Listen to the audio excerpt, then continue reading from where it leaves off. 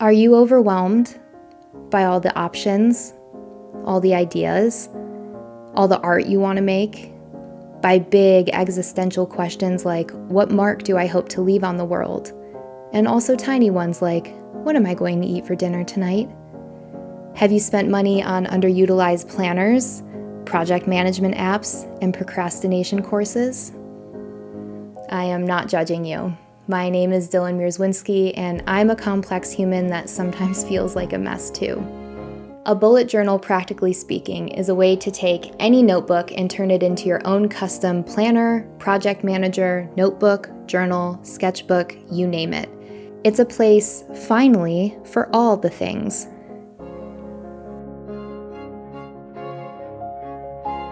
I was a little surprised that when I started bullet journaling, a lot of the spreads I wanted to make ended up being trackers and ways that I have captured my life. So that's the first section of spreads we're going to go through are my trackers. First up is my gratitude list, and it's simple, it's just a list, but it takes up a lot of room in my book, and it's one of my favorite things to reflect on. You can see that I just use a little heart bullet, and then I write the entry with the date next to it. If you had given me a notebook and said, for the next 4 months, I want you to track everything you're grateful for, I would have been really stressed out about it. I don't know that I would have been able to collect this many pages of things I'm grateful for. But since I did it daily as things came up, it's amazing what I was able to collect. It feels like such a treasure trove to look back on all the things that I decided to write down I was grateful for.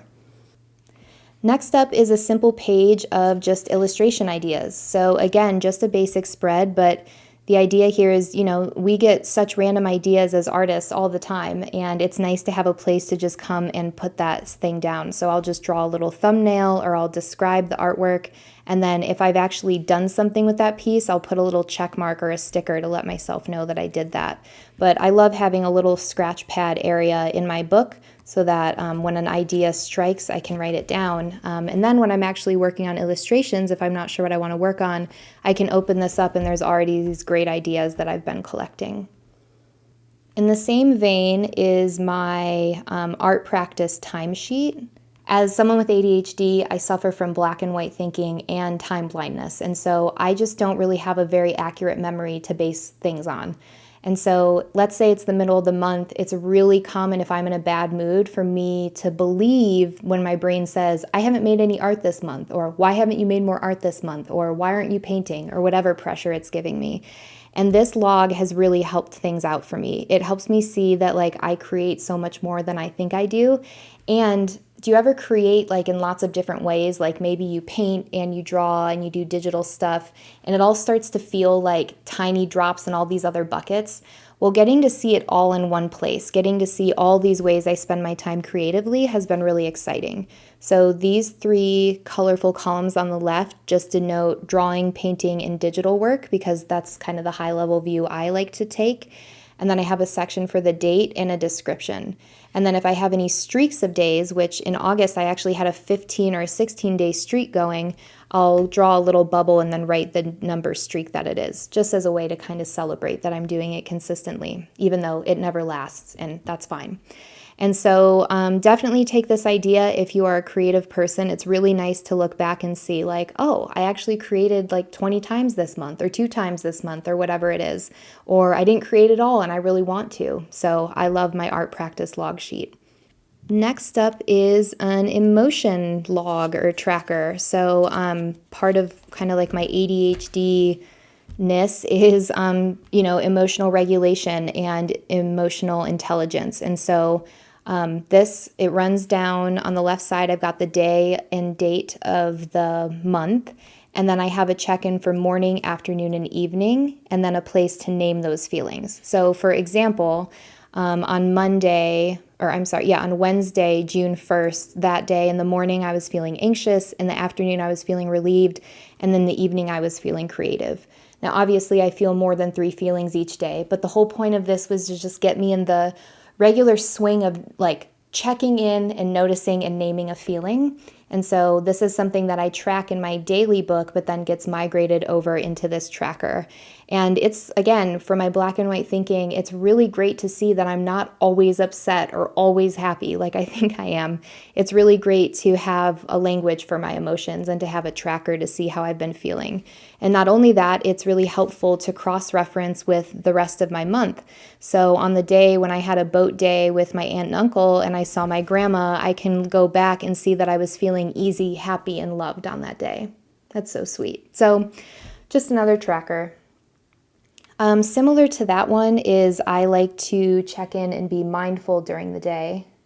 And so I started this new thing where in my daily journal, I'll just write down what I call sensory entries. So if I see, hear, smell, taste, or touch something or feel something, like feel something, not feel in my heart, but like feel it on my body, then I'll write them down. And then usually when I get to the end of a Fields notebook or it's the end of the month or it's just like a good time to do it, I'll make this capture log and I'll make a section for seen, hear, smell, felt, and taste, or see, whatever tense, and I'll just write all those entries down. And so again, it's just another poetic, beautiful way to capture my life as it's happening. I saw tall, skinny palm trees and the Hollywood sign from our hotel room. I saw people dancing. I saw a positive COVID test followed by a negative COVID test. I smelled clean sheets and apple soap, and I tasted a cured egg yolk. Like all these things are such beautiful details that make up my life. And so I'm glad to have the emotion tracker and this capture log. It's like all the best bits of my life. Next up is a simple list just to track milestones and accomplishments. Like when you hit a new thing in your business or your life and you don't want to go brag to other people or you feel like you can't celebrate it for some reason, let yourself celebrate it in your book. I have a list with just a date and the thing that happened. And at first, when I started this, it felt a little silly to write down that I hit 46,000 followers on Instagram, especially now because I haven't even been on Instagram. But at the time, that was really important to me, and I'm really happy that I wrote it down. I also have the day that I got married in here, the day we adopted our doggy. And so this is a nice, safe space for just those milestones and accomplishments that you want to hold on to. Another simple one is just a shopping list. I know a lot of us have wish lists and things on different websites and stores we shop at, but sometimes I'll find a rogue item or a gift idea and I don't have a place to put it down. And so having a simple shopping list, I'll use a little dot so that I can mark whether I have bought it or not. In this case, all of these items got migrated to my new book, and I'll also write what it is and the amount and what it costs. And so again, a simple tracker, but mighty helpful. So I've been practicing with tarot cards as a way to sort of hone my intuition and reflection. And so I just created this simple tarot log. And this could be a lot, mine's a tarot log. Yours could be an exercise log or a thing other people do log. And it's basically just boxes where I write down the card that I pulled, and then I have a few other keys and symbols for things that are meaningful to me. But again, I love just being able to see patterns in the tarot cards that I'm pulling. What a cool high level view for me to be able to create in my bullet journal. And then lastly, this page isn't going to look very exciting, but it actually is a pretty good idea, or at least the start of a good idea. So if you are like me, I love taking online courses. I have a checkbox for the name of the course and then a box for me to write down if I have notes for it. So this course, this projector course, this human design course is the only one that has a number there, but that means that on page 59, I can find the first instance of notes for that course. And if I go there, sure enough, it's human design notes. I also have boxes for how many lessons there are in the course. So there are 7 lessons in this course, and I've taken 3 of them. If I'm going to forget that I'm taking courses, it's nice to go back and be like, oh yeah, I bought that one. I want to sign up for this or whatever. And then there's only one thing on it, but I did start a list of general courses I want to look into. So I wanted to see if there were any fun collage courses out there. So that was a nice place for me to keep an eye on it. So those are all of my tracker spreads. Next, I want to show you a few examples of project planning spreads. So our wedding, you can see that project planning, yes, I am using dots and I'm using my smart bullets and everything, but things are getting messy. I've got arrows, I've got lists pointing to other lists, I've got things crossed off, but that's fine. I don't want you to feel like your bullet journal always has to be like so neat and perfect or have like a template to it, because then you're not going to use it. The whole point is it's just a notebook. It's space for you to plan things. So I kept lists of tasks for our wedding, but then also you can see that if I turn the page, I'm pretty sure what'll be next is vows. Yeah, so I just needed a place to write out my vows. So I wrote things out and crossed it and rewrote it, and it's fine. Now it's all living in here under our wedding planning. Another example is a Skillshare class. And so in this case, I like drew this calendar for this class. It didn't end up being helpful, but I needed to draw it to learn that it wouldn't be helpful. And then I just went into, I've got a word map here. I've got, just like drawings and lists of stuff. There's no smart bullets on this page. So you can see that it really can just become what you need it to be. In this case, I had been planning the class one way and then decided to totally change it. And so I just wrote myself a little update to say, hey, I've been planning it this way, but now I'm changing my mind. And so just another example of how your project planning pages can be whatever you need them to be. Similarly, when I wrote the book pitch to turn into my agent, which felt like such a huge idea, like it felt like, oh, this is a dream idea, so it's really big, it's going to take a lot of time.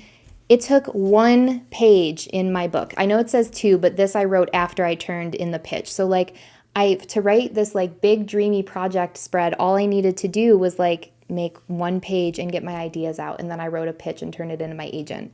And so just to show that project planning doesn't even have to be this big thing. It's just literally space for you to like meet with yourself on the page. And then in a similar vein of project planning, but a little bit different, is note-taking. And so even when you're not planning things, when things don't have to be tasks, if you just need a place to take notes down, your bullet journal is a great place for that. Here's an example of some notes that I took. The subject just says art and lettering, but I was watching all different types of videos. Like these notes right here are from a Stefan Kuhn's video, but then I went and found an Envato Toots video on YouTube, and I just started taking notes there. But they all fall under art and lettering, and in these notes, it was more helpful for me to use 2 colors and be able to take up space and to draw. And so I hope that shows you that your spreads, like the rest of your book, is going to be made up of you. It's going to be made up of the trackers and the notes and the projects that you are excited about. And I hope that you will take up the space you need to get it out of your head and onto the page.